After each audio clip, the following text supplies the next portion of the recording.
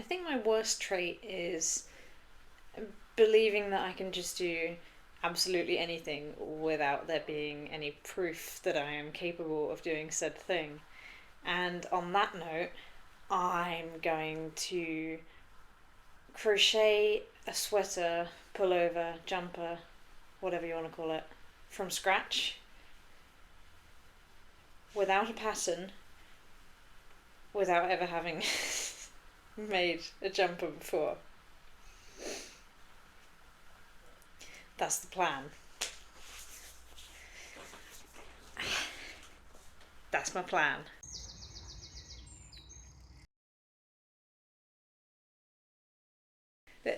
There is a good reason for why I don't want a pattern, or why I'm not using a pattern. It's because I simply can't find a pattern for exactly what I'm looking for. I know exactly what I want to make. Basically like a Raglan top down, lots of trebles, a few different colours. I've already got my yarn. I have no idea how it's going to work out.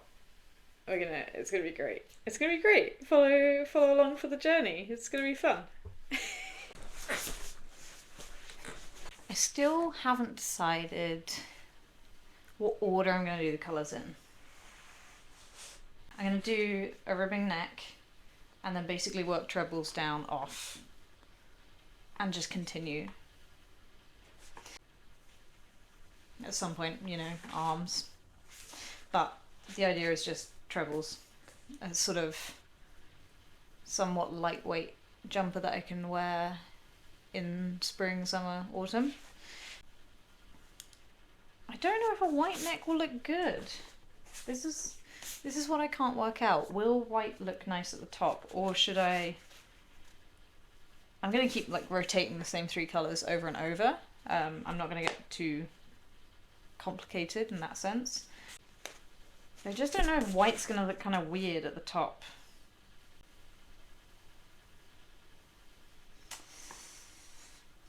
Decisions. I think I'm going to go for the really dark red for the ribbing. Because it's going to be the same 3 colours alternating anyway. If I was making a cardigan and it was going to be ribbing all the way around the edge, I think I would have gone with the white. But I just think that a big white neck and then colours after that might not look right. I might sketch this out and see. I think that would be the most sensible option rather than starting and then having to frog ribbing, which is arguably one of the more annoying things to have to frog when you've spent ages making it.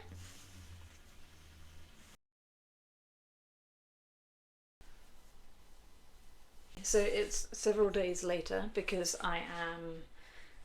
we are in the middle of trying to sell our house. So, been very busy. I didn't film any of it, but this morning I made my neckline, which is basically just a long strip of ribbing. I did decide to go with the darkest colour as ribbing rather than the lightest. I just think it looks nicer. I'm not entirely sure. So, 2 things to take into account with this neck is A, it will stretch with the weight of the rest of the stitches on it, and B, when it's blocked it will probably loosen a little bit, although it is a synthetic fibre, so how much it will stretch I don't really know, but I've not used this yarn before. But I think that's about what I want from my jumper. Maybe I'll add another couple of lines. I think I'll add a few more lines of ribbing and then I'll stop at that point. We're in the middle of selling our house, so it's just been whatever moment I'm not at work, I have been cleaning, organising, tidying stuff away, because we have photos being taken of the house this week and then we have viewings starting from the following week, so very exciting. But also, oh, and on top of all the cleaning and organising that you have to do when you're selling a house, we've also been driving around like this end of the country, looking at other people's houses to buy. So yeah, it's been a little crazy, and I haven't really had the chance to do anything at all. That's better, I think. Yeah, that's better. We went and viewed some houses this morning, so I had a few hours in the car where I wasn't driving to work on this. I can't remember if I mentioned the yarn I'm using, but it's a recycled polyester by Lion Brand yarn called ReSpun. I wanted, for a big project, to have something that I could afford, but also be good for the planet. Okay, I have a collar. It's stretchy. I did single crochet instead of slip stitch because I like the look of it more. Also, this yarn is quite slippery and my metal hook was not cooperating with the slip stitch. It just, I didn't feel like it looked right. I wasn't going for this exact neckline, but that's about what I wanted. That's good.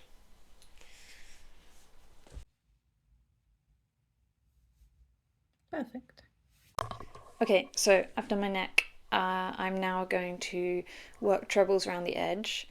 I'm going to do one row and then work out how many trebles I want sort of over my shoulder, like if I want it 4 or 5 stitches wide, for example. And then once I know how wide I want my shoulder bit, front bit, shoulder bit, back bit, I'll then do a extra chain stitch between to form each section. And then that should be essentially the pattern I then follow repeatedly until I reach where I want to start the arms. I think I want to use trebles rather than doubles, and I've realised that I didn't specify, but I am speaking with the American terms because they make more sense to me. Like a single crochet is 1, and then a double is 2, and then a treble is 3. I'm going to stick with the American terms because they just work better in my head. Sorry, English friends.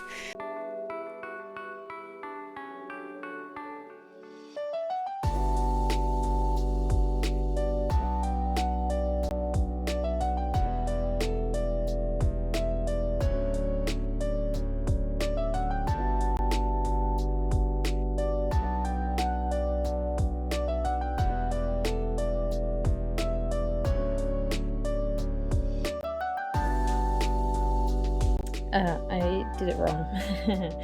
So we're just going to do a little bit of frogging.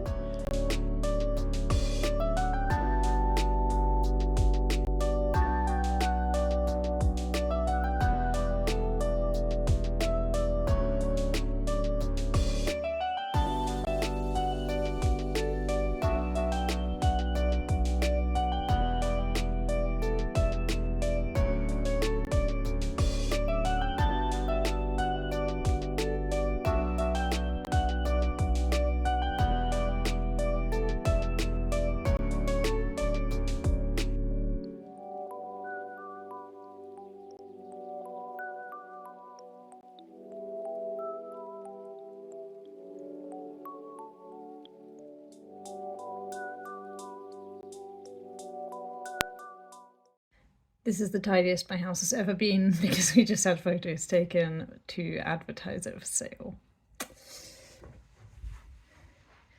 But Forrest is back on the bed. I also realised I left out a Tom Daly book while the photo's being taken, but I will. I'm sorry, Forrest. I know that I'm really ruining your nap. But it's important. It's very important.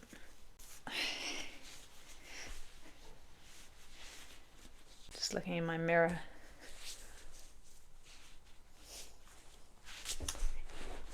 It fits! Every time I put it on, I get a big smile on my face because I've never made a jumper before. Or any, like, proper clothing. I say proper clothing, as in not accessories like hats and scarves. Proper clothing. I know I'm wearing a t-shirt under this, which probably isn't ideal, but I'm genuinely tempted to leave it short sleeve. I want it to be something I can wear in like spring and cooler summer days. I know it's probably mad to some of you that I'm making a jumper for summer, but I live in England, so it can be pretty miserable. It can also be 40 degrees, so you never really know, but I'll be prepared if I have a nice, slightly warm but breathable jumper. I'll decide about the sleeves later. I think it kind of lifts up a bit weirdly, but I think when I've got more sleeve and more here, then we'll be good.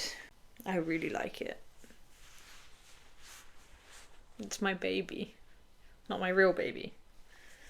It's my crochet baby. I realised I started editing the beginning of this video, and I thought I did an absolutely terrible job of explaining what I'm doing. So I had a vague idea of how to make a raglan. So it's sort of top down. So I'm going to interrupt myself. I was about to say how terribly I'd explained previously and go on to explain in a much clearer, more concise way, and I do an equally terrible job the second time round. So I'm going to explain very quickly what I'm trying to say in this video that I've just cut out and replaced with this video now. So when you're making a raglan, you have to picture it like 4 sections. So you've got front, back, and 2 shoulders, and you have a corner basically in front of the shoulder, behind the shoulder, on both sides. So there's 4 corners. Each time you go round until you reach your, like, where you can hold it under your arm, so where you would start the arms, you are increasing by 8 stitches, apart from the first round where you only increase by 4. I don't need to complicate this, and I'm complicating it. So basically every single round you add 4 more stitches, 1 in each corner. So in each corner, every time you do 2 stitches into that corner space rather than just 1. And by the way you're adding stitches each time and then crocheting those added stitches from the previous round, you end up with, apart from the first round, 8 new stitches each round, and you will increase that, as I say, until you reach the point where you're going to split off for the sleeves. So you can see my corner stitches here. So these are like normal stitches all the way along, and then these are the corner ones, so there's 2 stitches in each. The mistake that I made was, instead of just increasing by 1 stitch in each corner, I was thinking, there should be 8 new stitches per round, so I've got to put in 2 new stitches per corner, and I was putting in an additional stitch in each corner twice, rather than just once, like I needed to. So I went back and realised what I'd done wrong. So yeah, you increase until the point that you get to, until basically you can hold it under your arm like that. And when you get to that point, you then change, you make this sort of underarm section, which I've got quite loose here, but I think that'll be comfortable. We'll see. I may have done it way too loose, I may have done it way too tight. I honestly have no clue. The only thing I've looked at is, I've just seen people make raglan sweaters on like Instagram and stuff, and I know how to increase, and that's the base. Do you mind, sir? That's the basis for my knowledge of making this sweater. And then I've seen things on Pinterest and stuff that look like this, that I think look really cute, so that's where I'm going from. So then I basically just need to continue down the body section. The only thing is I've got quite a big bust, so I don't know whether I should maybe like decrease afterwards, or if that will look weird, or if I should, I just think it would be, the problem I have with a lot of clothes is that they are either too tight up here or too loose down here. But hey, I can always frog it if it's too loose and I decide I do want to decrease.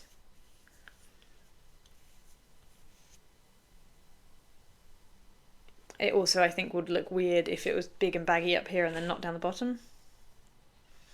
Maybe I'll decrease sort of further down here. Maybe I will. I think I will, because I think it'll fit me nicer. And then to finish, I've got to make the a band of ribbing at the bottom.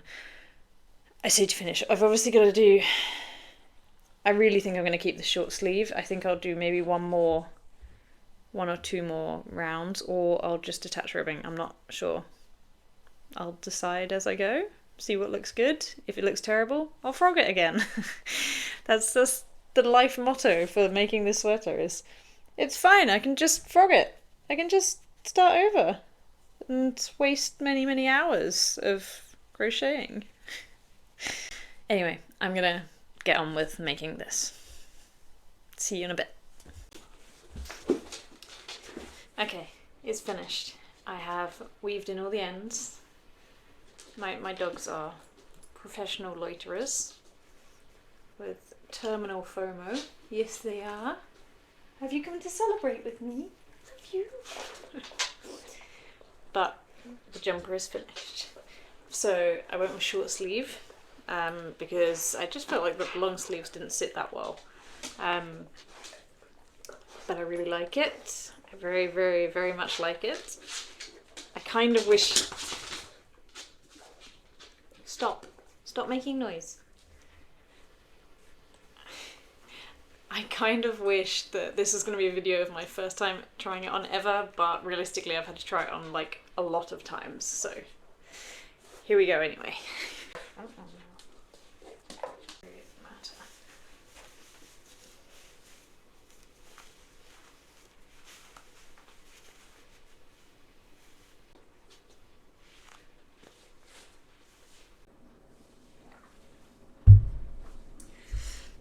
I just sat down to record this and I've just seen my baby wake up. I'll be back later. I'm back. Baby's on the floor down here. So if you hear some weird noises, it is a small creature that I made myself. I really love this jumper. I want to give you my thoughts on the yarn first. It's really warm, like comfortably warm. I think if you made a sort of more traditional pullover type sweater, you'd be pretty warm in it. It is a little bit itchy. I wouldn't want it as, say, like a top, but as a jumper that goes over clothes, it works really well. Forrest, get out of here. That's not for you. That's the baby's food. Forrest is stealing my baby's food. I left her a little bowl of scraps, and the dog thought they were for him. Forrest, you have to feature in the video now. Come here. Come. Closer. Go into shot. Do you want this tiny piece of salmon? You do. The baby also wants salmon. You weren't meant to eat it, mate. You weren't. So yeah, yarn, if you were using it as a top, might be a little bit scratchy, but as a jumper, I think it works great. I think it's really nice and warm without being like some acrylics I find like overwhelmingly warm.